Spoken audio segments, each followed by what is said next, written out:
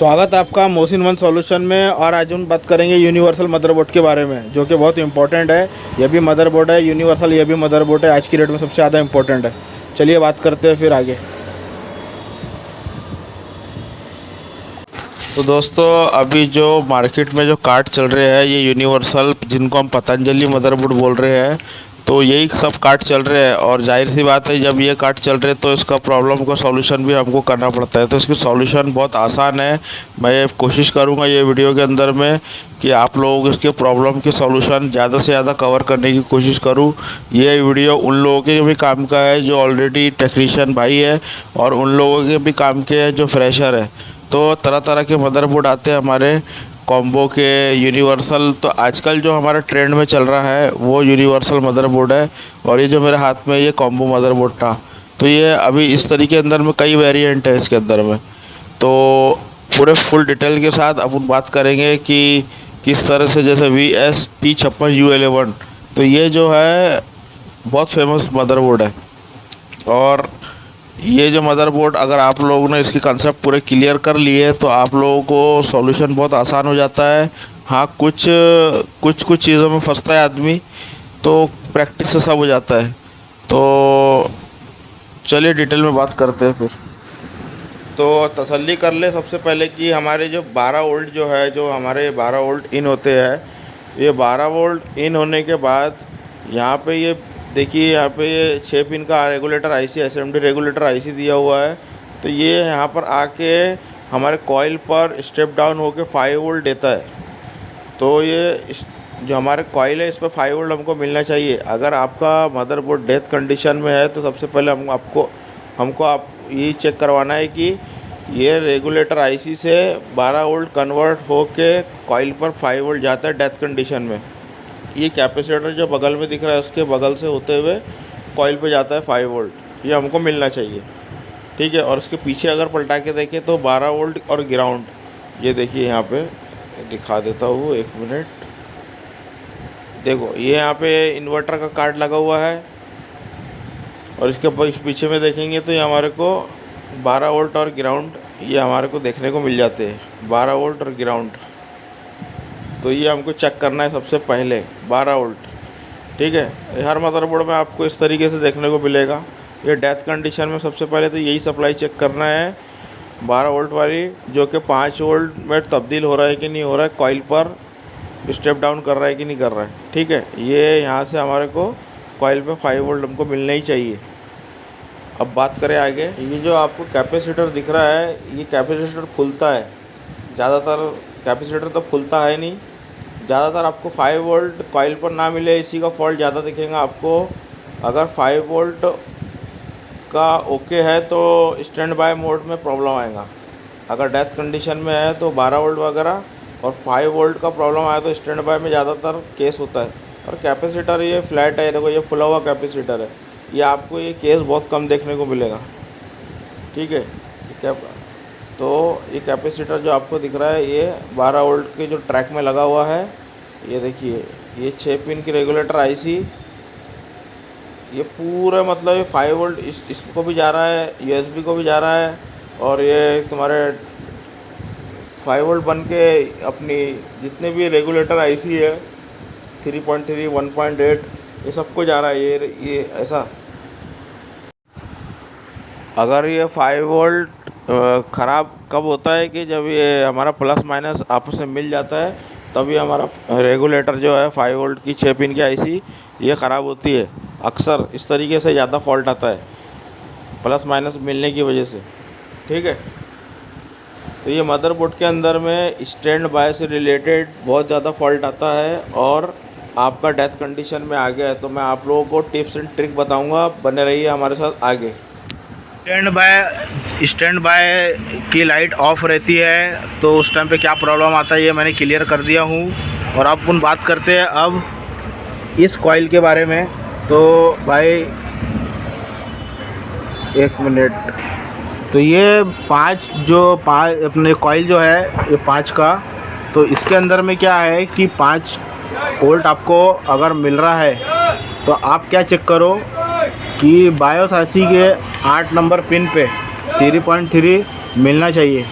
उसके अलावा यहाँ पे 1.8 और 3.3 का रेगुलेटर लगा है, तो यहाँ पर भी वोल्टेज मिलना चाहिए। यानी सीक्वेंस क्या चला कि 5 वोल्ट गया हमारे 8 पिन 3.3, ये प्रॉब्लम तो नहीं है। तो बायोस की 3.3 को भी चेक कर लिया जाए और रेगुलेटर का रेगुलेट वो जो 1117 जो होता है हमारा, जैसे कि ये वाली आईसी है 1117, अगर गौर से देखो आप तो लिखा हुआ आपको दिखेगा शायद, यहाँ पे 1117 लिखा हुआ है यहाँ पर। तो 1117 से रेगुलेटर का 3.3 फिर वो बनाता है जो भी उसका लिखा हुआ है। और आपको डिटेल चाहिए इसकी तो डाटा शीट आपको दिख जाएंगी, तो डाटा शीट से भी आप इसकी डिटेल देख सकते हैं। ठीक है।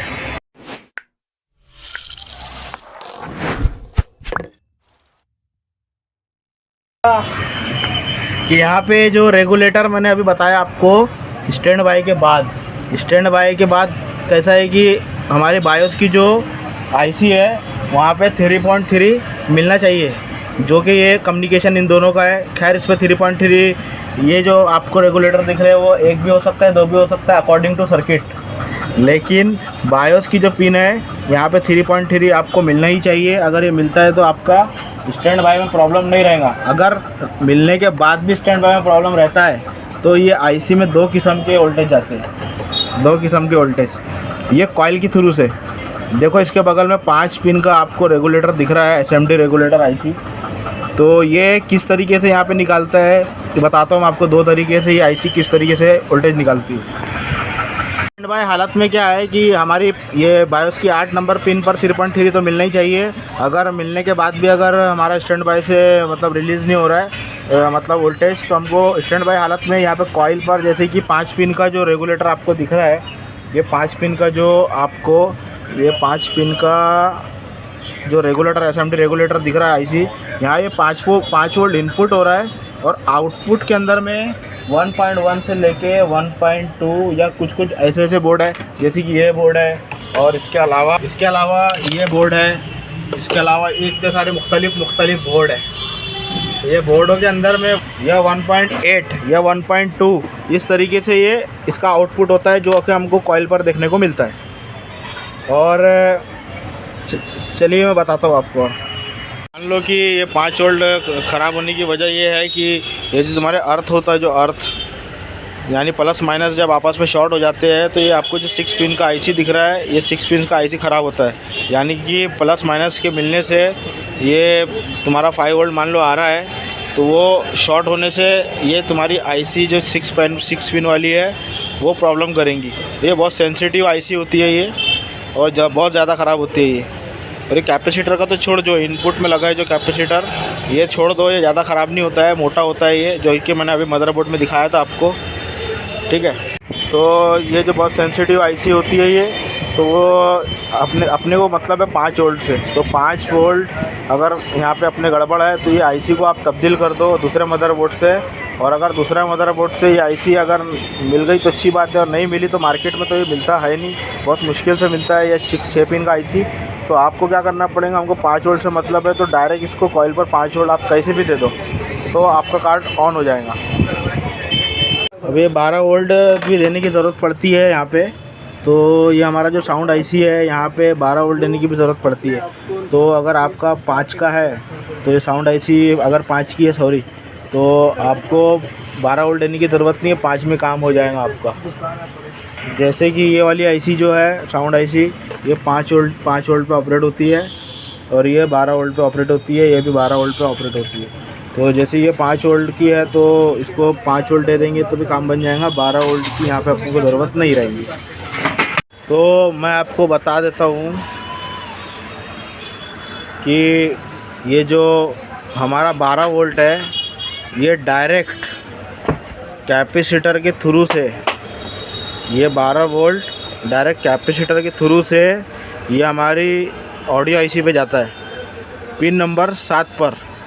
ठीक है, पिन नंबर 7 पर 12 वोल्ट आता है, और 5 वोल्ट जो है हमारा पैनल को भी जाएगा, और तुम्हारा यूएसबी को भी जाएगा, और तुम्हारा जैसे कि ये आईसी लगी हुई है यहाँ पे, एक 5 वोल्ट के लिए एक जैसा 5 वोल्ट जाके 3.3 निकालती है, और 3.3 1.8 निकालती है। तो ये सारे वोल्टेज इसको जाते हैं, यूएसबी को, ट्यूनर वगैरह को, ऐसा ट्यूनर वगैरह को सब जाता है।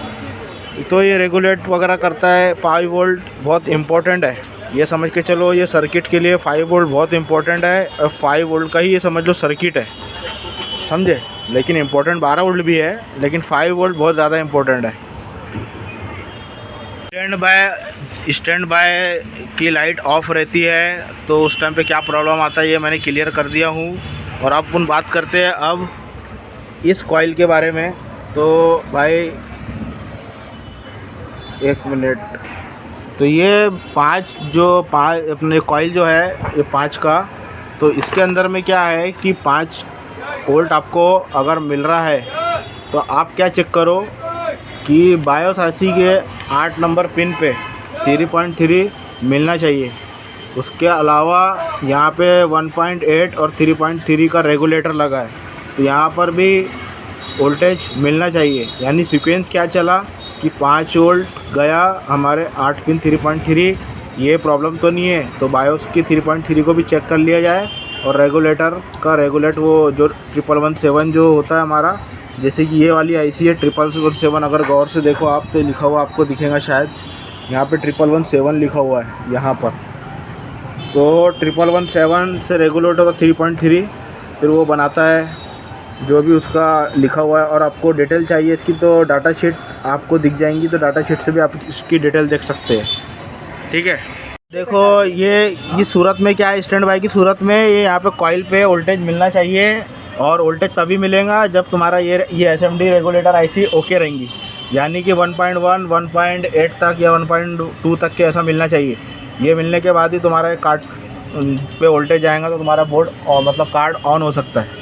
तो स्टैंड बाय सूरत में ये इस पर वोल्टेज मिलना चाहिए और इस पर मिलना चाहिए। अगर इस पर नहीं मिल रहा तो आपको ये चेक करना पड़ेगा, और ये इस पर नहीं मिल रहा तो फिर तो रेगुलेटर आईसी आपको चेंज ही करना पड़ेगा। तो ये सूरत में कॉइल पर, रेगुलेटर पर, और तुम्हारे 3.3 1117 और बायोस आईसी के 8 नंबर पिन पर, ये सारा स्टैंड बाय में आपको वोल्टेज प्रेजेंट रहना ज़रूरी है। अगर ये आईसी के बारे में, तो ये एक्सटेंड आपको हीट मिलेंगी तब भी आईसी ख़राब है, और सारे वोल्टेज इसको प्रॉपर मिल रहे हैं तब भी ये आईसी एकदम ठंडी है, तब भी ये आईसी हमारी मेन चिप ख़राब रहेंगी।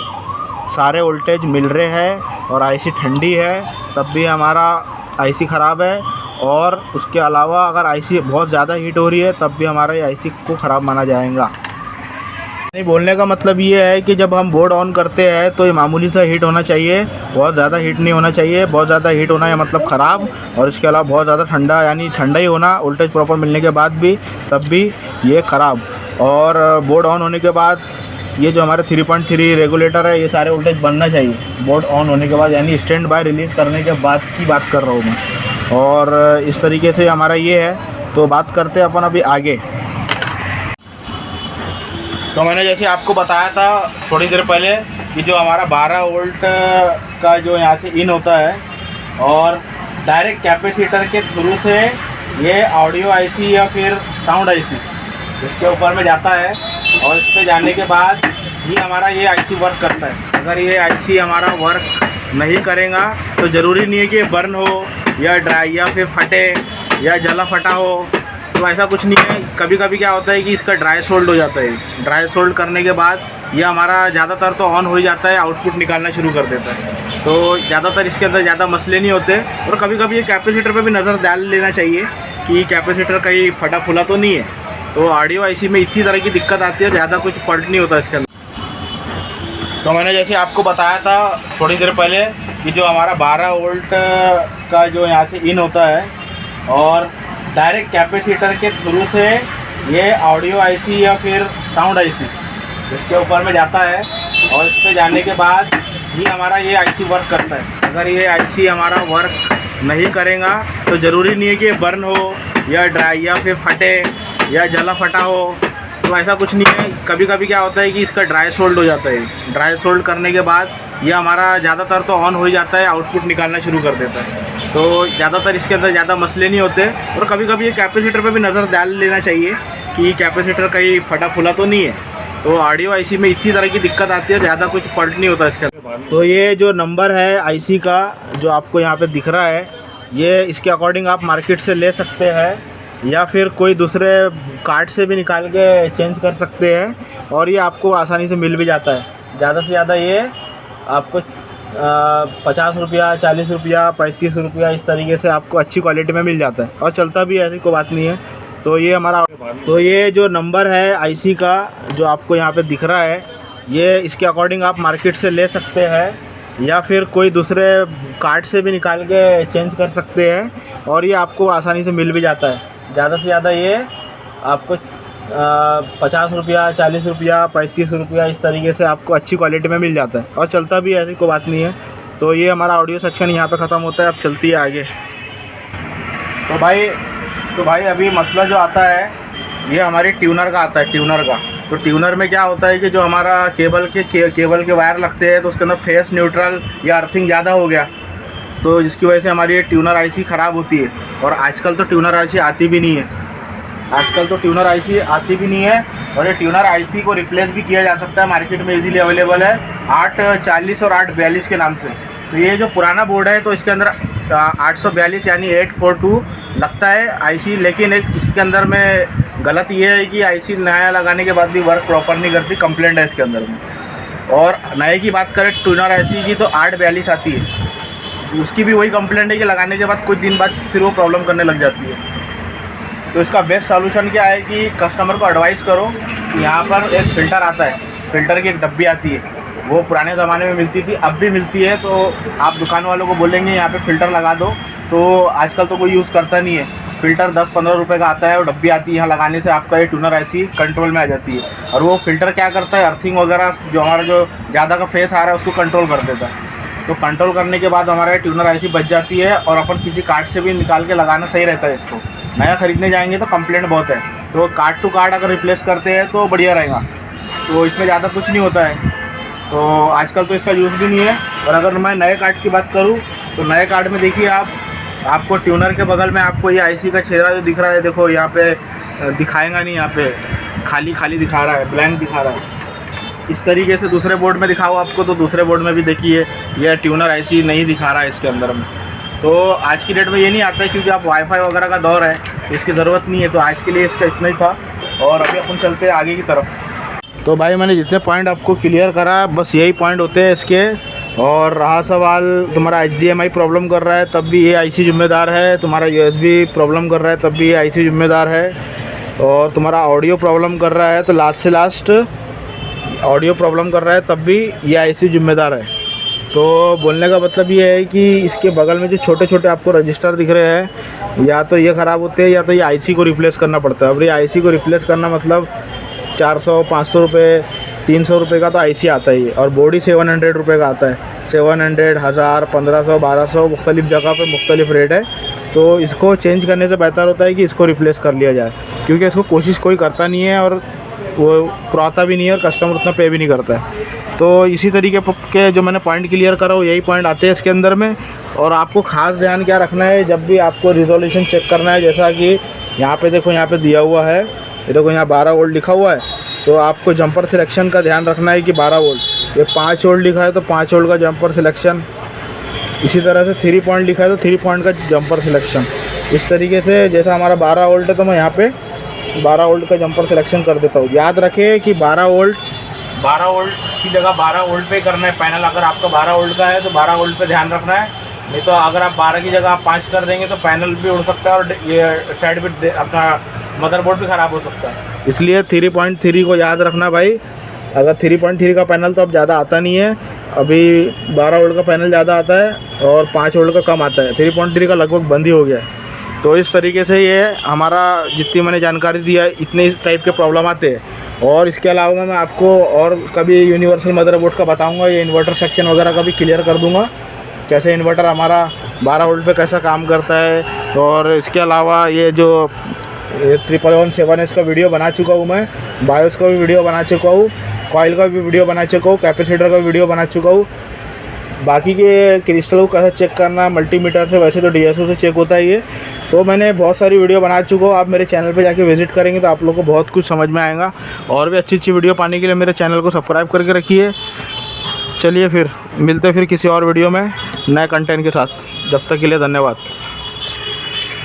एक बात याद रखना कि जब आप यहाँ से इसको जंपर कर रहे हैं तो ये याद रखना है कि प्लस जिससे दे रहे आप इसको तो माइनस भी वही साइड से दे तो बेहतर होगा। मतलब शॉर्टिंग का केस नहीं बनेगा फिर। यानी आप जब जंपर कर रहे हैं इसको, जो यहाँ से अपन बताया था ना मैंने आपको कि रेगुलेटर एसएमडी अगर आप हटा के इसको 5 वोल्ट जंपर डायरेक्ट दे रहे हैं तो जहाँ से हम प्लस दे रहे हैं तो वही जगह से माइनस भी देना चाहिए, तो प्रॉब्लम नहीं करेगा फिर बाद में। सबसे पहले तो कोई भी मदरबोर्ड अपने पास आए, ये पॉइंट मेरे को पहले रखना था, मैं लास्ट में बता रहा हूँ आपको कि सबसे पहले ये देखिए कि कहीं से भाई गला फटा तो नहीं है, टूटा फूटा तो नहीं है, जला वाला तो नहीं है। तो इस तरीके से इसके सारे पहले फर्स्ट स्कैन कर ले कि कहीं से स्पार्क वगैरह तो नहीं है, ये पहला मुआयना कर ले। और पीछे से भी देख ले सब कुछ बराबर है कि नहीं। उसके बाद हमारी वोल्टेज की बात आती है तो वोल्टेज को मेजरमेंट करना रहता है। आपको अगर एडवाइस दूँ तो सबसे पहले कि एक ऐसे वाला सेम मदरबोर्ड आपके पास होना चाहिए ताकि आप जज कर सके कि पैनल में प्रॉब्लम है या फिर मदरबोर्ड में प्रॉब्लम है। और इससे फ़ायदा ये भी होगा कि आपको सारे वोल्टेजेस का इम्पीडेंस आप चेक कर पाएंगे कहाँ कम ज़्यादा आ रहा है। तो जहाँ रॉन्ग वोल्टेज आ रहे हैं तो आप वहाँ पकड़ सकते हैं फॉल्ट को, दर्द किधर है। इसके अलावा पैनल में फॉल्ट है या मदरबोर्ड में, तो एक वर्किंग मदरबोर्ड अपने पास बढ़िया होना चाहिए ताकि प्रॉब्लम ना हो। तो बाकी सबका अपना अपना स्टाइल है। तो जानकारी अच्छी लगी है, शायद आपको मैंने फुल डिटेल देने की कोशिश किया हो जितना मेरे पास था। और इससे रिलेटेड बहुत कुछ बचा है। जीना डायोड को कैसा पहचानेंगे, नॉर्मल डायोड को कैसा पहचानेंगे, ये सारे कंपोनेंट की डिटेल बताऊंगा आप लोग को मैं, ठीक है। तो जुड़े रहिए फिर हमारे चैनल से फिर, और इस तरीके से हमारे से जुड़े रहिए और हम आपको आगे। इसके अलावा सेकेंड हैंड अपने पास ये देखिए LED टीवी 50 इंच का इस तरीके से हमारे पास है। और अगर आप लेने में इंटरेस्टेड है तो आप स्क्रीन पर नंबर दिख रहा है, कांटेक्ट कर सकते हो। जब तक के लिए धन्यवाद।